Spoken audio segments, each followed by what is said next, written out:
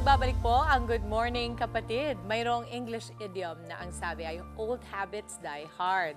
Ibig sabihin mahirap pong talikuran ang ating nakasanayan na. Pero paano kung ang nakasanayan ay nakaaapekto na sa ating katawan at isipan? Yan po ang problemang idinulog ng ating letter sender na si Kokoy mula po sa San Juan. Ang sabi niya, Dear Ate Dimples, ako po si Kokoy, 25 years old, call center agent. Madalas po akong kinukutya ng aking mga katrabaho dahil sa aking chubby na katawan. Kahit pabiro ay hindi ko maiwasang masaktan sa kanilang mga salita. Aaminin ko po na hindi po talaga healthy ang aking lifestyle. High school pa lang po kasi ay natuto na akong magbisyo ng sigarilyo, magpuyat at kumain sa maling oras.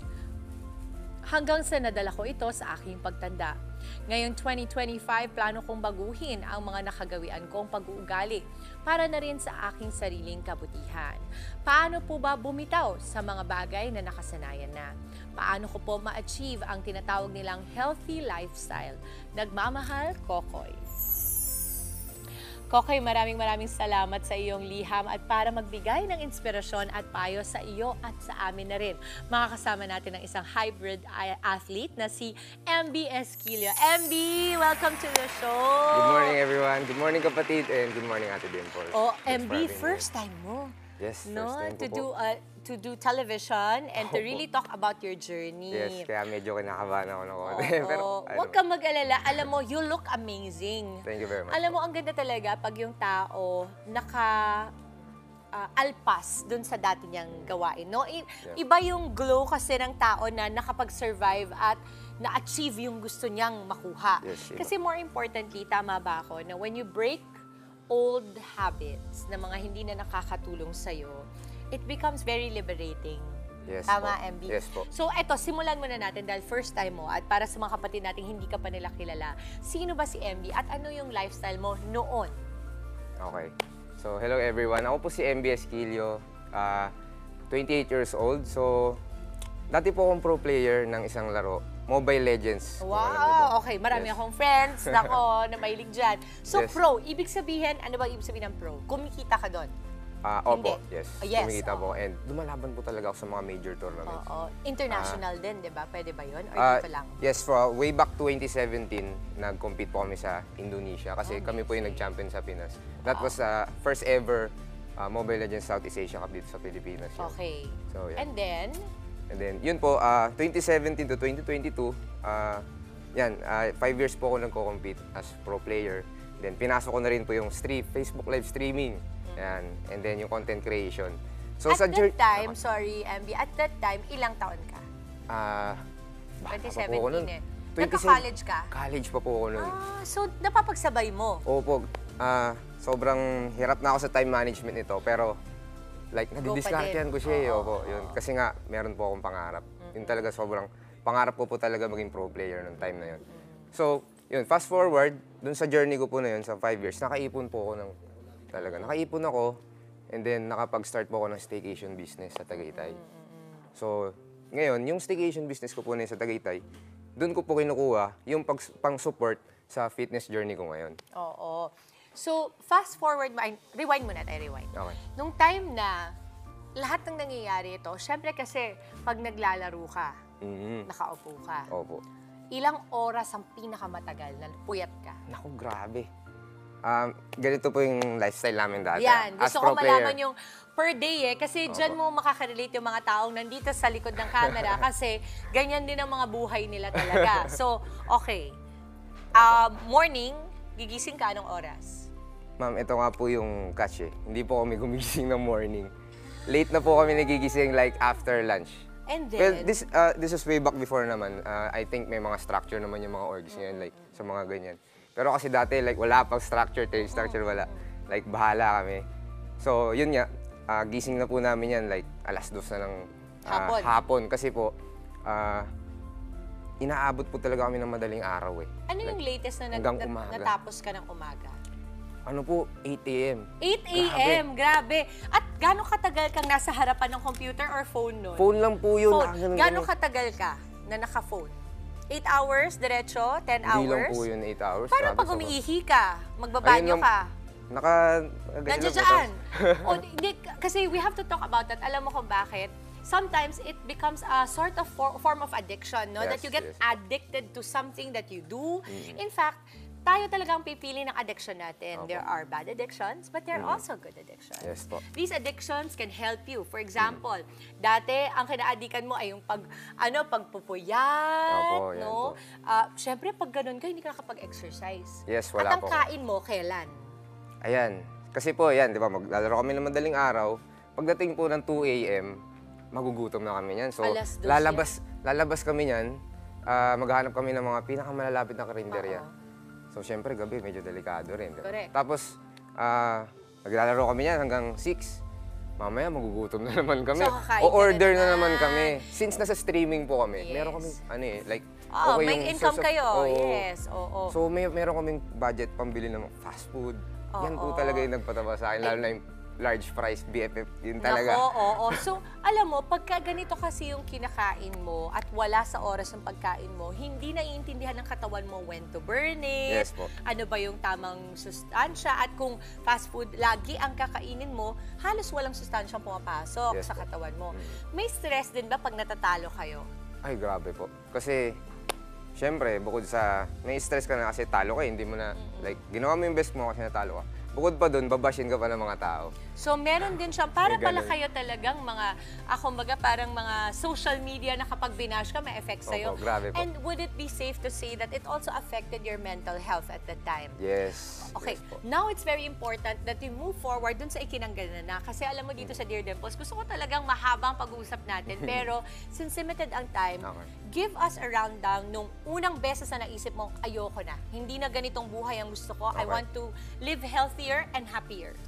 Kasi po, nung nagka-negosyo na po ako, naglilo na po ako sa pro scene ng Mobile Legends. So, nag-stop na po ako sa pro scene and then nag-focus na ako dun.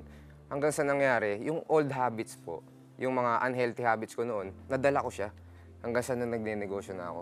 So, So, puyat ka pa din? Opo. Nung na-realize ko na hindi na siya maganda kasi parang umabot na po sa point na nag-i-skip na ako ng meals.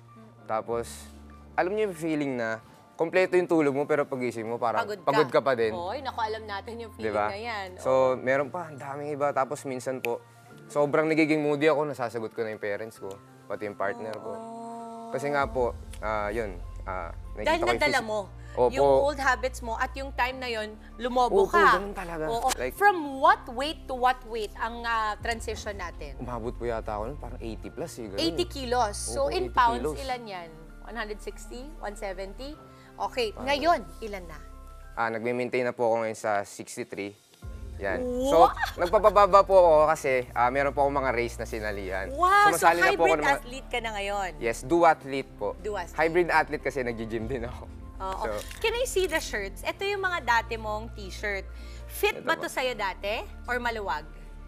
fit. Fit Parang yan po sa'yo sa akin dati. to dati. Suotin mo nga, pwedeng i-try mo lang sa, para makita natin yung difference. Okay. Dati, ito yung fit sa'yo. Okay. Kumbaga, masikip sa'yo yan dati. Opo. Ngayon, tignan mo naman. Oh my God! Oh Lumubog my na. God! Para ng oversized shirt. Oh, yung ganda. Ang galing mo. Alam mo, nakaka-inspire talaga. I'm sure si Coco, yung letter sender natin, na-inspire sa'yo, lalo na kami. Thank Kasi you very kami much. talaga dito, meron kaming, we check up on each other, we make sure we're all healthy. Ito pa. Ito po yung talagang, siguro ito po yung pinakamalaki na version ko. Oo. Sige nga, patingin Pero ito ko po, hindi nga. fit sa akin. Pero alam niyo, Pero like, malaki pa din laki. siya. Oo. Okay, so MB, habang sinusuot mo yan, I want to understand sa mga kapatid nating nanonood ngayon, nung time na na-realize mo, kasi meron kaming miracle rin story dito, si Direk Arnel din, I love lost 26 kilos ba or 26 pounds? 26 kilos, imagine mo, no? So, I know that it is possible. Sa lahat ng mga kapatid nating nanonood ngayon, sana po ma-inspire kayo ni MB, no? MB, gusto kong malaman, anong sinasabi mo sa umaga sa sarili mo? Kasi meron yan, di ba? May mantra yan. Opo. Na sinasabi mo sa sarili mo para hindi ka mag-give up or bumigay sa dati mong mga habits. Okay.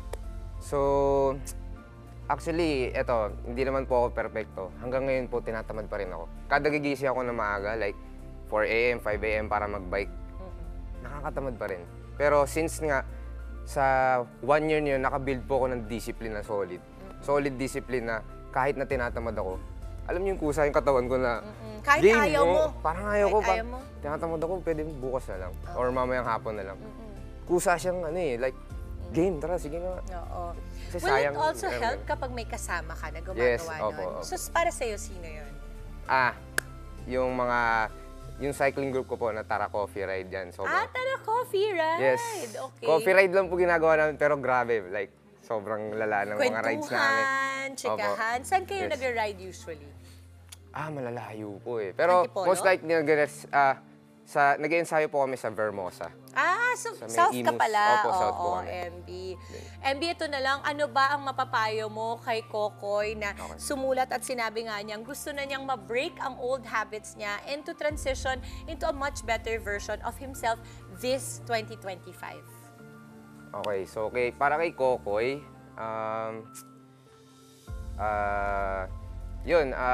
congrats kasi nagawa mo na yung first step na yung self-awareness.